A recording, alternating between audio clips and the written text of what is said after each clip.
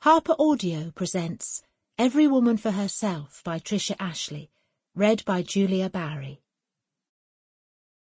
Chapter 1.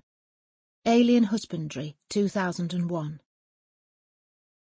Got up at the crack of dawn to kill the fatted breakfast before driving Matt to the airport, only to discover that aliens had stolen my husband during the night and substituted something incomprehensibly vile in his place. I expect their replicator was having a bad day. I distinctly remembered marrying a gentle, long-haired, poetry-spouting Jason King look-alike with a social conscience.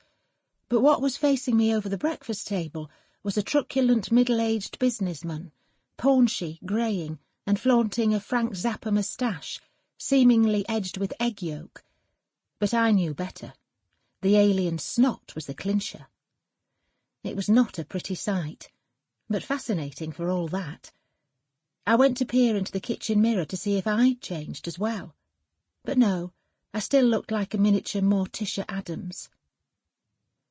"Charlie," the Matt creature was saying impatiently, "did you hear what I said?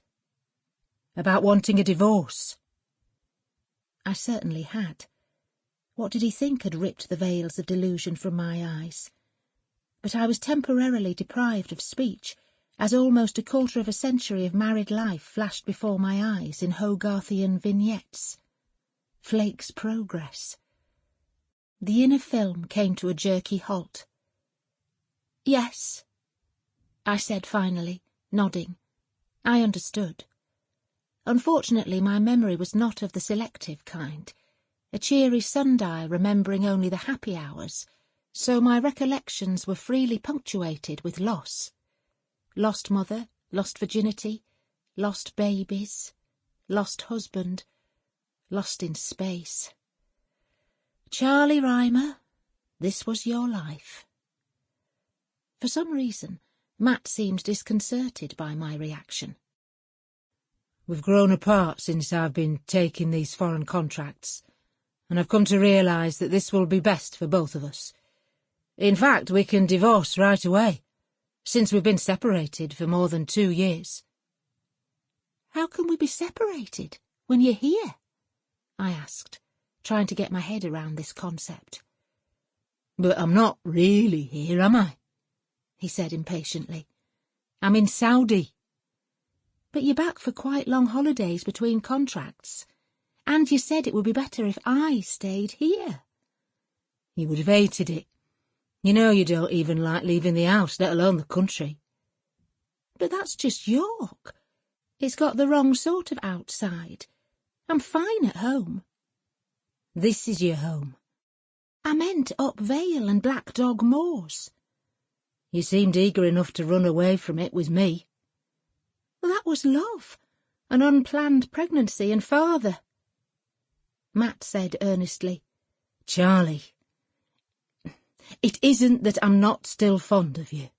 "Oh, thanks," I said. "In fact, thank you for having me." He ignored that. I'm not sure he even heard it, like most of the things I say. "It's just that I'm not getting anything out of this marriage," he continued. "You make me sound like a bank. What are you expecting to get out? More than you put in?" "At least there are no children to complicate things," he said, which was a very low blow. It was starting to make me feel quite sick. "I'm sorry it's come to this, Charlie, but we really can't go on. I've been offered a long contract in Japan, and I can't afford to continue maintaining 2 households." "But the house, the mortgage," I said, my brain starting to limp onwards a bit. Now the first shockwave had broken over my head. "What will happen?" "The divorce will go through quickly, if we're both in agreement. My solicitor will send you things to sign. Then I'll pay you maintenance every month, so you won't have anything to worry about. The solicitor will get in touch with you and explain everything." "Will he?